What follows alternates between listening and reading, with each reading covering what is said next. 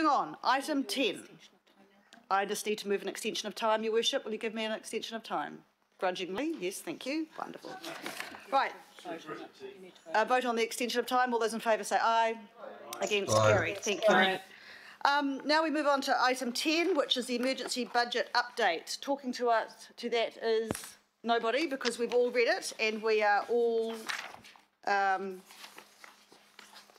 we've all read the report, but we do have a verbal update.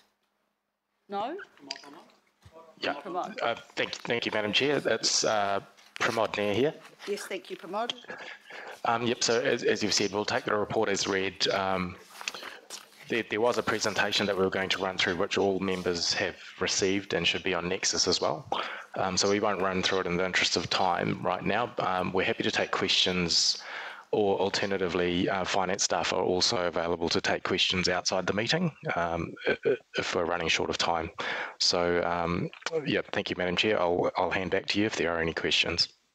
Right, we'll go for questions first. And just while you're thinking of your questions, I just want to highlight that there on the screen there we have a couple of Chair's amendments. One is acknowledging the progress against our $120 million target for savings is now at $69 million.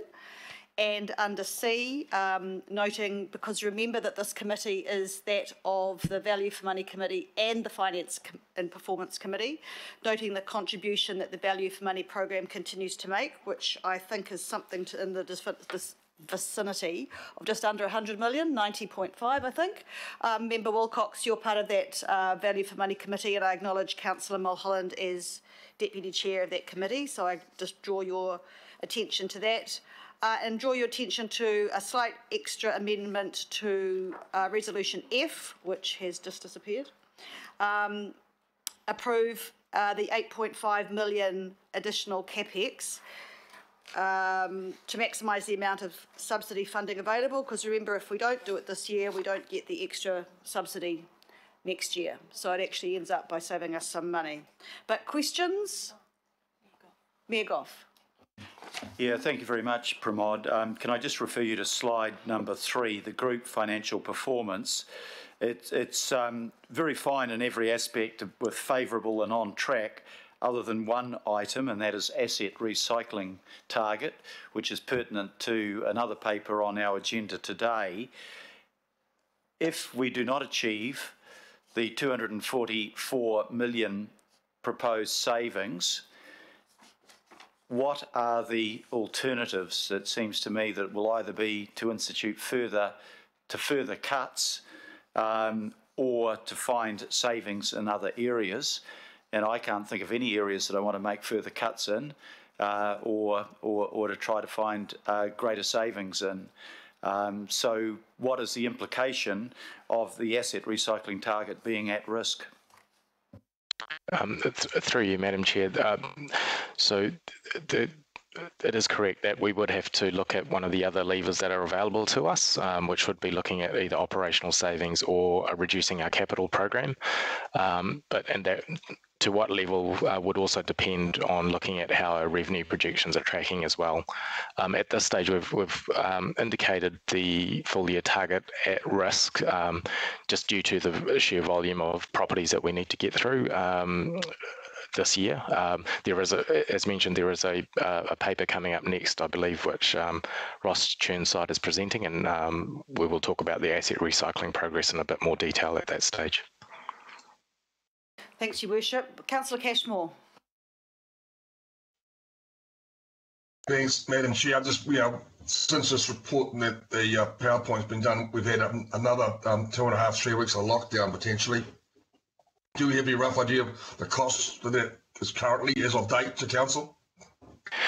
Through the Chair, so the report to the end of August outlines the impact of the lockdown during the month. So overall across the group, after adjusting for the government support from NZTA for PT revenue shortfalls, the impact was around 5 million.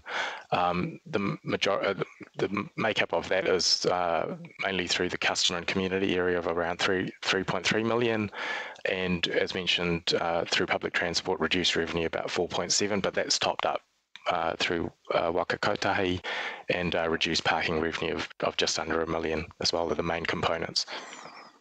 And the impact of the lockdown in August has been offset by favourable results in July, and that's why year-to-date overall revenue is on track. Okay, thanks. Those last 2 weeks we might have increased that, I guess, from 5 to 10, but we're still probably not doing so badly. Okay, thank you. Thank you. Any other further questions? No, fantastic. I'll just want to make another couple of comments then. I want to acknowledge that the savings from staff have actually increased from the 6.3 in the report to actually 8.8 million because of the 6-month voluntary pay reduction that staff earning over 100k took. So I just make that point as well. Okay, very, very good, except for the asset recycling, which we will deal with next. So I have I will move the report, move the September update and congratulate staff for the work that they're doing in this tough environment, including the PowerPoint attachment. And do I have a seconder? Thank you. I'll have you second that, Madam Chair. Oh, sorry, Deputy did it. That's all right. Thank you. All those, sorry, Deputy Chair. Yes, absolutely happy for that. Too many deputies. Right, we have a mover and a seconder, Simpson and Henderson. All those in favour say aye. Aye. Against, carried. Thank you.